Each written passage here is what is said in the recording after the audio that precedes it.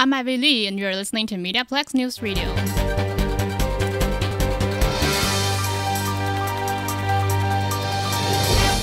First, a look at what's happening in Windsor.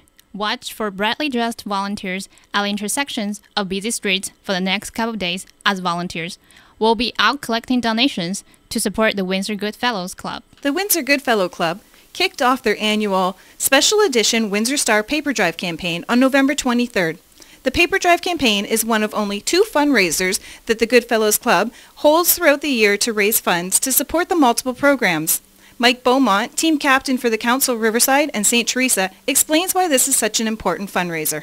What's really special about it, it's only done in Windsor and in the counties, and it stays in Windsor, so all the funds that are raised stays in this area. It's been a phenomenal turnout.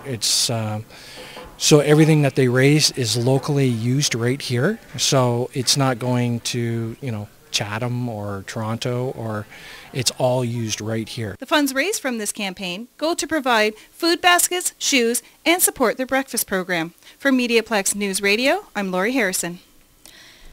As Ron George, a 25-year-old volunteer with Goodfellows, says, no donation is too little. Oh, it's just, it makes you feel good in the heart. There's no price on a good fellow, right? It could be a penny, it could be a nickel, it doesn't matter. It's just, the community just seems to give all the time, no matter what it is. It could be something bad, they find a way to, to help out. And it's just so nice. It makes you feel so good, to be part of that. In other news, the college students are back in class, but they are not the only ones happy to be heading back. Local business were impacted by the strike as well. Reporter Hashpal Singh was in London, near Fanshawe, and has the story. Hadi Shorma is normally packed with students, hundreds of them every day. But manager Jamal Al-Masri says most students were staying home during the strike. We spoke to him before the dispute ended. We have seen a drop in the traffic, especially during the day. We still have a little bit of the usual, business surrounding, but we definitely felt the effect of this strike. The labor dispute ended Monday after the provincial government ordered college teachers back to work. Meanwhile, some students are still hoping for some tuition reimbursement. Roger Curian is a student in international business management. Each day of our class costs around $100 or more. So it'll be very helpful for us as students, since we feel the pinch of the money which we lose every day. There's no way store owners can recoup their money, but students have been encouraged to apply for money from the hardship fund at each college. For MediaPlex News, I'm Harshpal Singh. Windsor has been fortunate to have obtained more than 2 dozen accessible playgrounds in our region. These playgrounds are vital to allow all children the opportunity to play together. Tammy Murray explains. It's important for us to have the added features that an accessible park has, like the rubberized surfaces, because that coordination isn't great. So they might fall more times than a typical kid would, acquiring muscle strength. Things like the music features and the light-up features and the sensory input is so awesome for our kids because they need that neurological stimulation, but also it creates opportunities for what we call parallel play. So kids will come and play beside a kid that's maybe non-typical, and they get that social interaction that's so important for kids who maybe are developmentally delayed or physically don't have the same mobility as a typical child. Bullying is on the public agenda, but even with all the awareness programs out there, it's still a problem. One Windsor martial arts coach is doing his part. Be sure to tune in for MediaPlex 951 on your TV for the full story. And now for a look ahead at weather.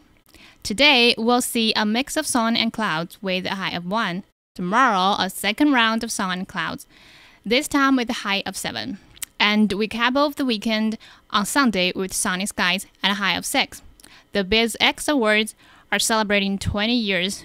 Reporter Laurie explains why the 2000th edition of the magazine features Windsor as the Emerald City. For these promoters of Windsor, there's no place like home. It's the big night each year for BizX Magazine annual awards ceremony. A theme of The Wizard of Oz featuring the city of Windsor as the Emerald City for the night's gala was chosen. Since 1998, BizX magazine has been informing, inspiring, and connecting its readers with local activities and business. Each year they celebrate all that local businesses have to offer with an awards ceremony. We caught up with Anda Grande Passe, owner of Beautiful Images. She's the winner of Marvelous Manicures BizX Awards 2017. I could not have done this without the amazing support that I continuously have from this community and clients. I'm just very overwhelmed with everything and very excited. Thank you. Cheryl Hardcastle, Windsor-Tecumseh MP, was on hand to celebrate the awards. A small business community that want to be able to evolve and work with changing times and stay current.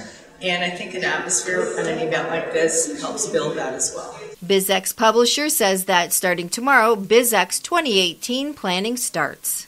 Thanks for tuning in. I'm Ivy Lee, and you have been listening to MediaPlex News Radio.